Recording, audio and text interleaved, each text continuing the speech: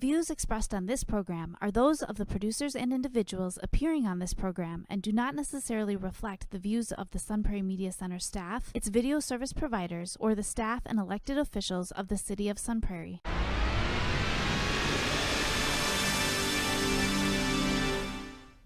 Hello and welcome to Real Reviews, episode 499. Next week is a big number.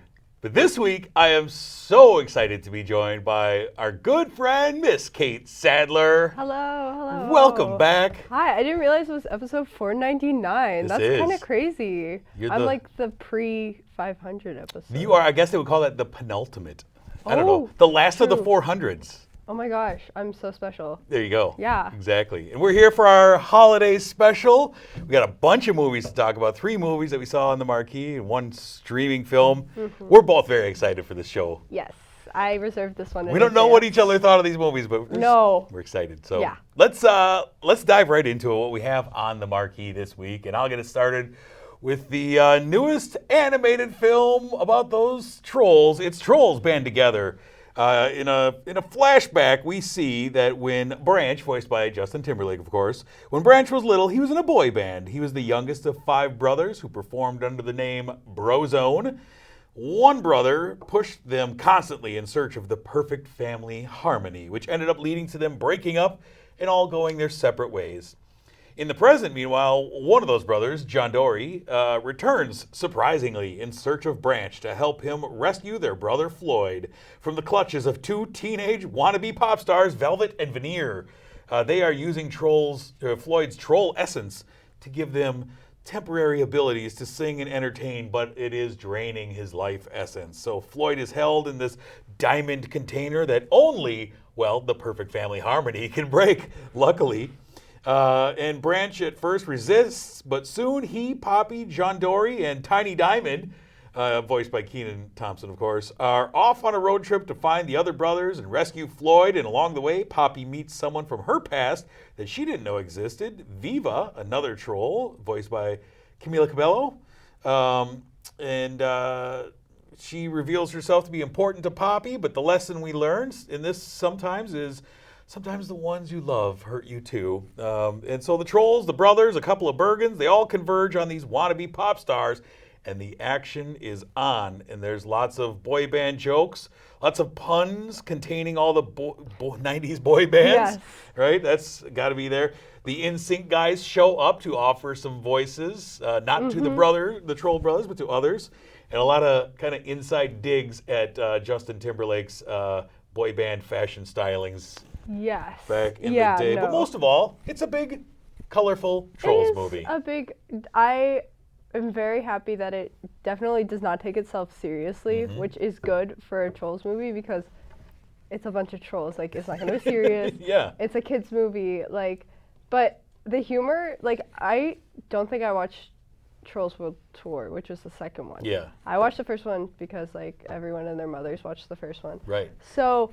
But this one was, like, actually kind of funny. Like, I giggled a couple times. And I felt embarrassed going into the theater because I couldn't convince any of my friends to go with me. Yeah. And it was just, like, a bunch of kids. And it was just like, going solo? Yeah. And I was like, you know what? I got to go in. You just got to own that sometimes. Yeah. I was like, you know what? Why not? And it was still funny. Like, I enjoyed it. It was super fun to watch. And the villains, Velvet and Veneer, right? Yes. I was in love with their character design and everything about them. I thought they were so cool and so well done. Like, I'm a sucker for good character design. And, like, their music, it was too good. Yeah, I like that. I like them a lot. I like it's fun, it's colorful, it's musical. Yes. I've seen all the Trolls movies. I have a daughter who is of the age, right? And she's in love with Princess Poppy. So I saw the first one 1,000 times. Yeah. I saw the second one a couple times. Didn't like it. Thought it was I just know boring. That the K-pop group Red Velvet is in it, and I like Red Velvet, but that's about it. This one I enjoyed. It's fun. Kenan Thompson, Tiny Diamond, that character cracked me up every time. Yeah. I don't know why. It's fun, and it's got a message of family and forgiveness. Yeah, it's cute. You know, kids will love it. Like, it's very if it get me entertained for, like, length of the movie, it'll definitely keep your kids entertained, and I think adults could definitely sit there and watch it with their kids. Yeah, like, and we get some big action there. Yeah. Like when they finally get to Velvet and Yeah. Veneer. It's Yeah. just a lot of color on the screen and cool. Lots of color, the animation was very, I felt like there was a lot more stylization done, which I'm happy. I've noticed that more and more in animation. And it was very, colorful, lots of stuff happening, Sure. so. All right. What did you end up giving Trolls Band Together? I gave it a 3 stars. Nice. Yeah, you know what? I did as well. I went into this like not really Yeah, I wasn't caring, expecting much. And I ended up giving it 3 stars as well. I think it's fun. Yeah. If you enjoy the It's Trolls fun. movies, It's you'll have a good time. Music, color, so. Absolutely. Yeah. All right, let's move on to another movie we have, I guess a prequel to a big franchise. What do we have? Yeah, speaking of music, we have the Ballad of Songbirds and Snakes. And this book, well, it is based off the book. This movie is based off the book written by Suzanne Collins in 2020, I believe, which is a prequel to the original Hunger Games trilogy from the perspective of Snow, played by Tom Blythe. And he is part of the Capitol. And in the 10th Hunger Games, all of the Capitol students are assigned a tribute to be their mentor. And Snow is assigned Lucy Gray Baird, who is played by Rachel Zegler. And he has to deal with the fact that he's been assigned someone from District 12, someone who's not supposed to win. And she's a little bit odd. She's the runt from 12. Yeah, she's the runt from 12. And he has to learn how to help her so she can win, and he can also keep himself afloat in the Capitol. It then progresses into, well, I'm not going to spoil because there's a lot of stuff that happens in this movie and book. It progresses into his own personal relationships and his constant seeking for personal gain as he battles being a peacekeeper in District 12 to follow Lucy, but also looking to keep himself alive, and also his constant hunt for power, which is harrowing. And he loves to betray people. That's all I gotta say. Well, promises made in the Hunger Games are rarely kept. No, he does not like to keep them. But I found this, not to like spoil my review of the bat, but this movie was so good. I really loved, and I read the book back when it came out. I've reread it a couple times. Book is amazing, excellent, great. And this movie was pretty close to the book. Like, I was amazed how much stuff they were able to keep in. And it was a longer movie. I think it has a runtime of like 2 hours and 40 minutes-ish. Yeah. And it kept a good amount of I don't think there's anything that I really would have taken out. Like, I looked at it and I said, okay, it's a prequel. We know where this is going. And kind of the big question for me, because I hadn't read the book, I saw the movies. Big question is, what made Snow turn, what made him turn into what we know him as just a cruel villain in those movies. And this I thought was really interesting, watching him as a guy who's in the beginning is representing himself as being wealthy. I've got these servants, I've got this, and he has no food at home.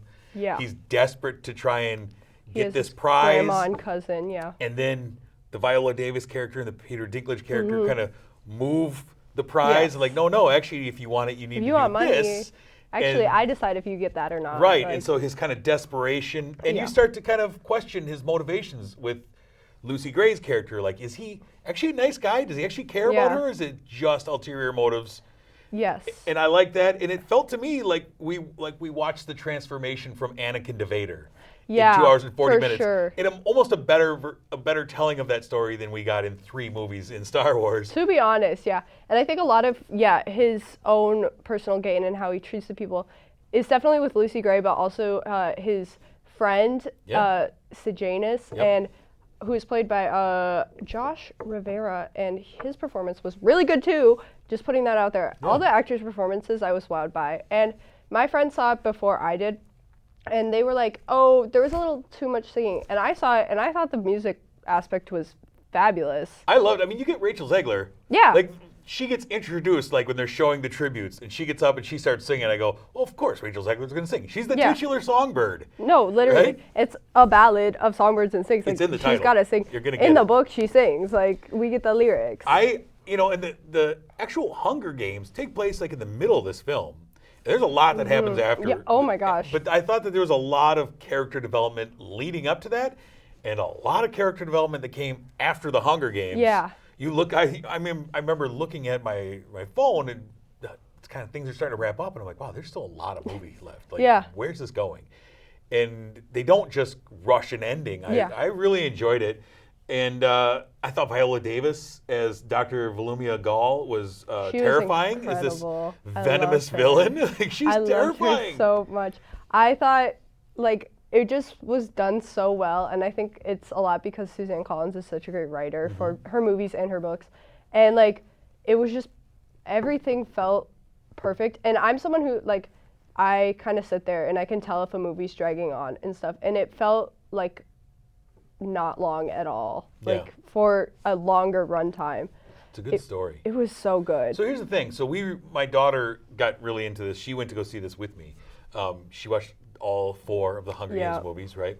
And so I was kind of back into them with her, and I forgot how much I enjoyed the first 2. They're good. And how much I didn't really like the last 2, especially the third one. Mockingjay Part 1 is fine-ish. Mockingjay Part 2 is where I'm like, oh. I felt like both of them were just kind of so much filler trying to stretch it into 2 films. Yeah. And I felt that again rewatching it, like, man, they are just like, you're just sitting around not doing a whole lot. Yeah. Because they wanted 2. And so that kind of tempered my expectations for this, just because I had this bad taste in my mouth of how the series ended. And so I take my daughter to this. Both of us really enjoyed it. I really enjoyed the story. It's hard. You got to root for a guy who you know is a villain, right? And Tom Blythe, I thought, was great as Snow. He was incredible. You know, you're like, wow, is he actually a decent guy? Like, and you watch how his mind is poisoned and how he starts to change and how he's corrupted and manipulated by some of these characters. And I enjoyed it. And he gives little nods to the series. You know, we get mentions of Katniss and little nods and songs and things like that. But I thought it told a really nice, complete story. Complete story. Everything was great. All the actors, like, again, I give them their 10s because they were incredible. Like, it was, none of them, like, spared any performance. It was great. I also enjoyed Jason Schwartzman as Lucky Flickerman. Yes, he was so funny. I guess the father of Stanley Tucci's Flickerman character. And I was like, oh, this is great. He was great. Even though there were people actively dying because that was in the middle of the Hunger Games, obviously. He was so funny. He doesn't care. He's there for the ratings. None of them cared. Yeah, no. The host. Yeah. All right, what did you end up giving The Ballad of Songbirds and Snakes? I gave it a 5 stars out of 5. Look out, guys. Yeah. That's amazing. It was that good. I gave it, I believe, 4 out of 5, which is huge because I went in with very low expectations and was really surprised by how much I enjoyed this movie. It was really good. It's a big recommend. I didn't think so. I thought, okay, it'll be okay, right? You know, because it's a YA franchise from a while ago. Yeah, I would say though it is. To everyone watching, read all the books. They're so good. I don't even care that it's technically YA. It's good writing. So boy, this is a show that we don't normally recommend reading to people. Read and watch. Oh boy, this is the Kate. We both recommend it though. It's playing in theaters right now. Look, you got a long holiday weekend. There's a lot of movies out, but this is one that we are definitely both saying. Good. You get the stamp of approval. Go check it out. It's worth the time. Bring the family. Yeah. I mean, like I brought my 10-year-old daughter. She loved it. All right, let's move on to what else we had on the marquee this week. We have a film from director Taika Waititi. It is Next Goal Wins. This is based on a true story about the American Samoa soccer team that suffered the largest lopsided loss in World Cup history, losing 31-0 to Australia in the World Cup. And after some more humiliating losses and the fact that the American Samoa team had never scored a single goal in its history, the head of their football federation went out to find a new coach. He kind of ruffled some feathers by going outside of the island to find one and settled on a washed-up old drunk of a coach who has a history of angry outbursts and embarrassments. He's a hothead who crumbles under pressure, kind of the opposite of Ted Lasso. Yeah. He's British by way of America. His name is Thomas Rongan, played by Michael Fassbender.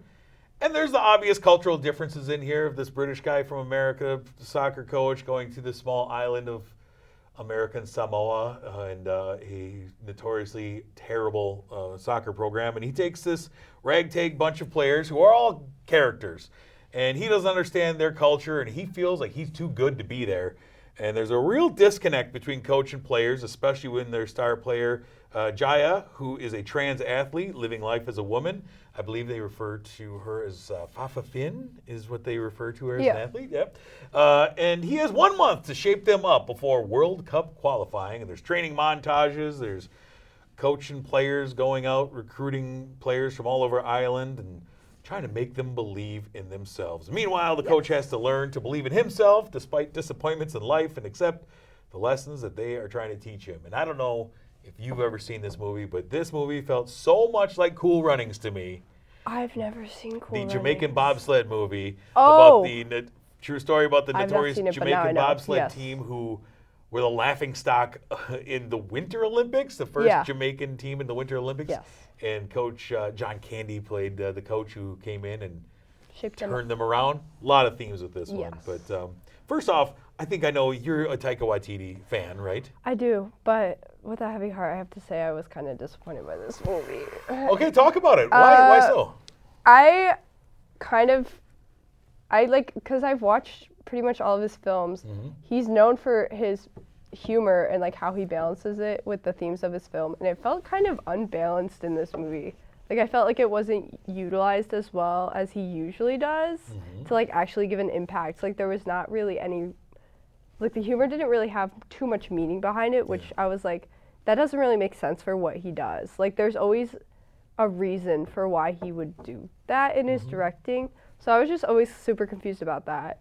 The humor was not bad necessarily. It just didn't fit like what. Maybe it's just I'm not used to like the new direction. It lacked the oomph. Yeah, I was like I don't feel like this is like Jojo Rabbit or something to me. So Yeah, like, I mean he made which Jojo completely Rabbit different, funny. completely different like topics, timelines, everything. Right. But like, yeah, he uses his humor to deliver some sort of impact, and there wasn't much impact in this movie. And he for shows that. up in the movie a couple times, as he always does. But those moments are not enough, I feel. Yeah, no, it wasn't anything like I was like, whoa, this elevated the movie for me in any way. I was just like, oh, he was there, I guess. Like a lot of it was very low energy for me, which is like crazy for a sports film. And still, it ramped up to the big like game at the end, obviously. Of course, yeah. And that part was good, and I But enjoyed it. that's pretty formulaic. You have to do this. Like it was. The team is getting better, and they're gonna go to the big game. But like before that, I was like, I mean, I felt like it went for the heart, especially with the dynamic between the coach and Jaya. yeah, Right? And I thought sometimes to the detriment, where it felt like they were so focused on her as a character yes. that we meet all these fun and interesting wacky, That's also and what I was then gonna say. like everything is Jaya. It's like, well, there's a whole team of these ragtag characters, and then like especially in the game, it's like, well, like, everything goes to Jaya, and like, Yeah. I don't know. I felt like it was kind of a mediocre sports movie. Yeah. That's not Taika's I'm forte. also not a sports movie girl. Sure. Like that's not my thing. And yeah, I also said like I wish they focused more on the teammates. I was happy to see like even though I wish they would have focused less on her and focused more on the team as a whole. It was a good approach to a trans femme athlete or a trans femme character in general because they're not done very well or at all. Yeah. So it was good to see in media. Just wish the movie was a little bit better. Yeah, we also got some kind of glorified cameos. Elizabeth Moss, Will Yeah. Arnett, Luke Hemsworth, Rhys Darby, who's in pretty much everything that Taika does, as well as Rachel House, who's in, I think, all of his movies. But you bring in Elizabeth Moss, Will Arnett, Luke Hemsworth, and then they just kind of don't have anything to do. They don't do anything. They're just kind of there. They're there and Which was kind of weird to like me. utilize them. And Michael Fassbender he's good. I think his baseline is good. Like, he can't be not good. But I just watched him in David Fincher's The Killer. Oh, and in Trespass Against Us in, like, the days leading up to this. Two great movies, two great roles. And in this movie, I felt like he's not doing anything special here. It could have been anybody, I felt like, in this role. It was more like the whole thing when I, like, read initially that he was, like, he had angry outbursts and, like, was drunk drunk. Yeah. It was more like he was just annoyed a lot. Not that's like kinda being it. angry. He was just like annoyed. Yeah, I felt like I'd seen better versions of this movie. I did like the cultural implications in this movie of him, them teaching him their culture. I kind of like that, and I also enjoy anytime they do this in sports movies when they show the actual footage of the coach and the athletes and all that in the credits. You know, I like that. Like, oh, there's the It's actual fun. child, You're there's like, the actual I coach. can apply it to the. That's fun, Yeah. but yeah, I agree with you that I was sadly let down. I'm excited every time Taika Waititi has Yeah, something new coming 'cause out. He's done good so far from what I've watched. Have you seen Hunt for the Wilder People? I have not. I do need to watch. That's my that. favorite Taika Waititi movie. Ooh. It's greatness. I said I watched most of his It's movies, on but Netflix, I right? lied. You should check it out. That is greatness. But he's delivered Yeah. high quality so Yeah. many times that I was excited for this. Oh, Michael Fassbender, Taika Waititi. Yeah. And I was left just kind of sitting there. And I was in the theater all by myself, which doesn't help. There's Yeah, nobody you're else like, laughing or anything. Yeah.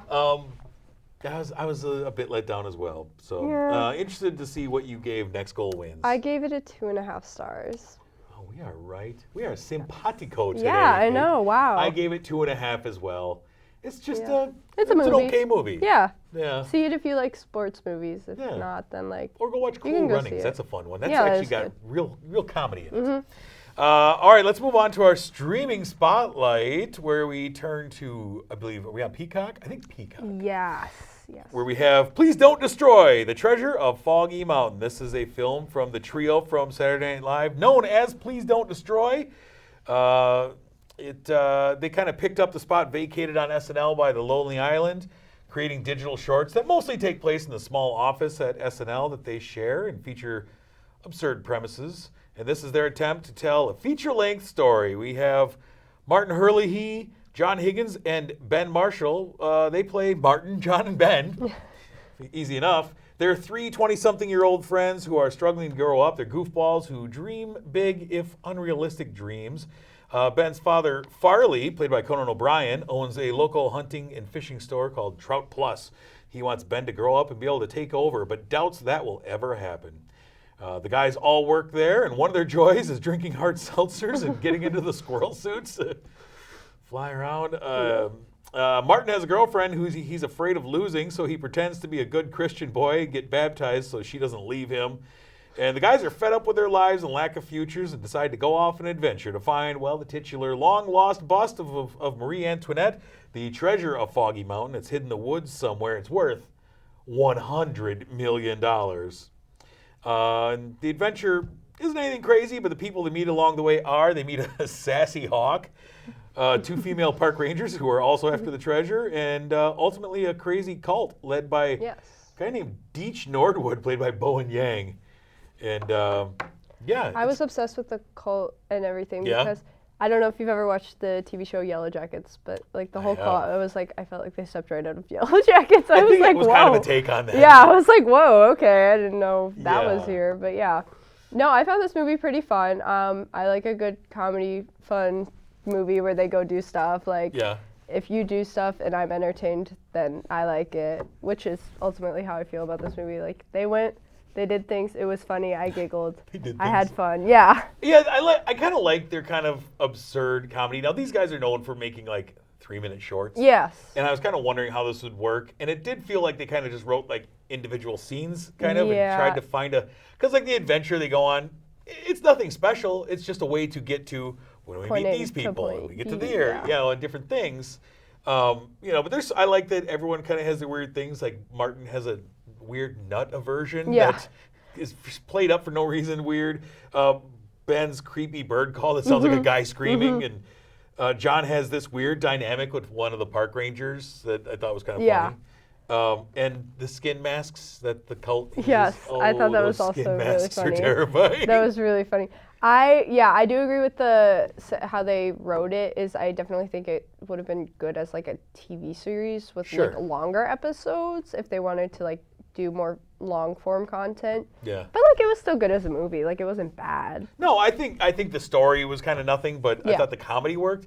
I love Conan O'Brien as the real jerk. I thought he played the jerk hilariously. He was very funny. Like when there's a big a fight that breaks out and he just goes into his office and locks the door. Like me too. That was me too. I get it. Yeah. No, yeah. It was fun. I enjoyed. Yep. Okay. What did you end up giving The Treasure of Foggy Mountain? I give it a 3 stars. Yeah. Boy, did you?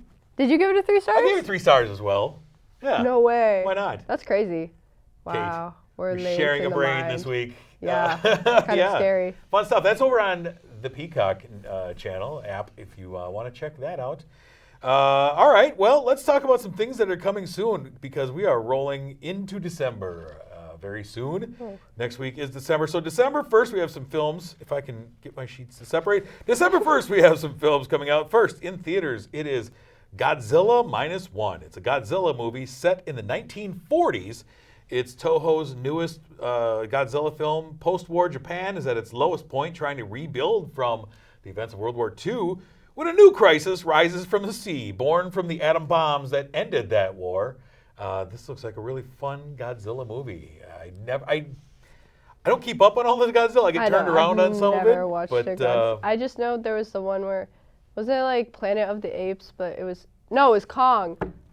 Skull Island? Yeah. And no, there was the Godzilla versus Kong? Yeah, and they fought. Yeah. Yeah, I was like, what? This is not part of that universe. That's what throws me off. Oh, it's different. This is this is a different one. Okay. Yeah. I feel like people are going to be confused. Yeah. Those that don't keep up with the Godzilla. Yeah, because I don't keep up with the Godzilla, and I'm just like, it's all in like one bubble in my mind. That's how I feel about DC when they start branching off, and then there's like multiple Jokers, and people are just confused. This is the same Joker. Wait, this is not the same Harley Quinn and Joker. Like, yeah. Yeah. Happens sometimes. Also in theaters that week, we have Renaissance, a film by Beyonce. Sorry, I'm like the biggest Beyonce fan in this entire world. I'm so happy to see this. Beyonce in performance in her massive Renaissance tour. If you saw the Taylor Swift one, this looks like it is something very similar in tone. No. Concert film? No. No? I mean, it's Beyonce, but I mean, it's a concert footage. Right? It's a concert film. Beyonce's been making concert films since forever. But nobody's cared about them until now. Because Taylor Swift has suddenly reinvented the concert film. That's what I read. I don't know. People have weird opinions. I've been told by 4 people that Beyonce is copying Taylor Swift. I'm like, oh, girl, that's interesting. Her career has been going on since the double 90s. What Taylor Swift has been doing. No shade towards Taylor Swift. Taylor Swift was like 9 when Beyonce started. Yeah, she's been releasing films too. Well, like there you go. Homecoming and December stuff. 1st, Kate and I will be there.